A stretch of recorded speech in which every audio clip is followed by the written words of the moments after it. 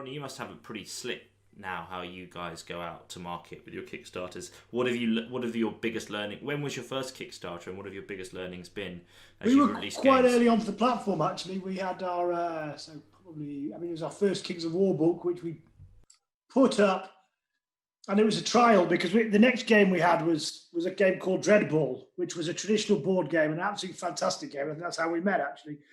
And I knew that would be quite successful. So I didn't want to make any mistakes on that campaign.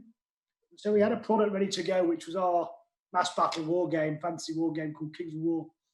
And I put it up on this newfangled platform called Kickstarter, where I've been sitting up all night looking at things that were happening.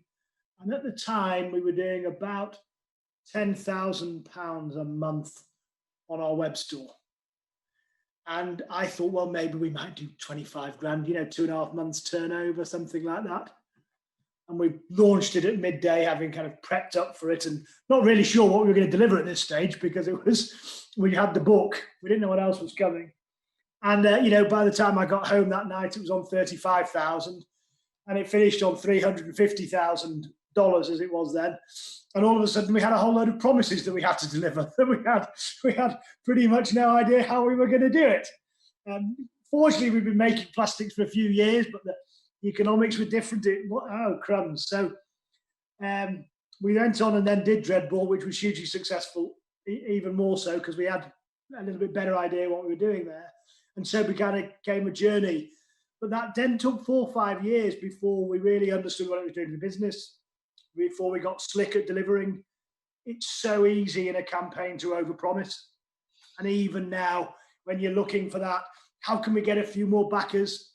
Particularly if someone's running the campaign, they are wedded to it. The backers are wedded to it. And if you haven't got a strong plan, you start throwing things in that sound very easy during the campaign. And then afterwards, you've got piles like this of writing to do and tooling to do. And now I'm delivering in 3 waves and 4 waves and 8 waves.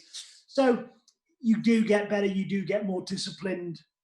Like with anything, it's simply a new route to market, and it has its temptations. The problem is they're public and they're immediate, and it's hard to wind your way back out of them. Whereas normally that development in a computer game or a traditional board game is done in-house, and you try things, and things that don't work, you take them out. Or, I'm sure when you spec a computer game, you say, well, we'd love this, and these bells and those whistles. And by the time you come to launch, you say, well, actually, we'll do it just with the bells. We'll leave the whistles for the expansion or the DLC. If you promise them in that Kickstarter, they want them. Just Ronnie, in video games, we still have some sales, reasonable sales, certainly in physical shops, places like Game and GameStop and these guys. That's decreasing.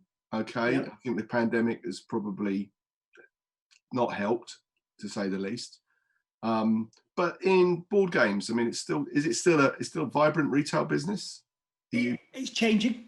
It is changing, and in many ways for the better. It's almost reinventing what Games Workshop did 20 years ago, which is that it combines retail with experience. Yeah. So we're seeing a lot of board game cafes starting to open.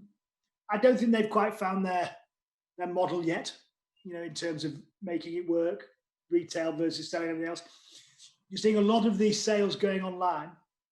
And I think one of the things that everybody forgets is that I think Gloomhaven, I think someone mentioned that earlier, great game, something extraordinary that came out of a very creative passion by somebody. If you miss that Kickstarter, how else do you get that game? Yeah. So we've done a tremendous range called Terrain Crate, which is basically plastic D&D scenery. And in the campaign, if you backed it, you've got a whole bucket load. I actually want to do it in a bucket. They didn't let me, but they did let me put it in a crate. So you've got a crate load of tombstones and, thrones and treasure chests and all the things you want to have on your shelf and take down for your D&D adventures.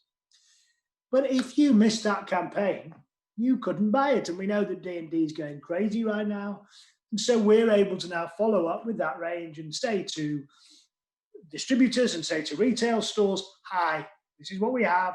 This is what it was. and it was kickstarted 5 years ago, 4 years ago. But actually now, because what we invested in there was a range of tooling, that still has some longevity that we can still put through the retail chain. So it's starting to morph and change. And I think we're probably in stage 2 of the Kickstarter evolution now. And I think that's on the stores to work out how they interact with it and make the best of it.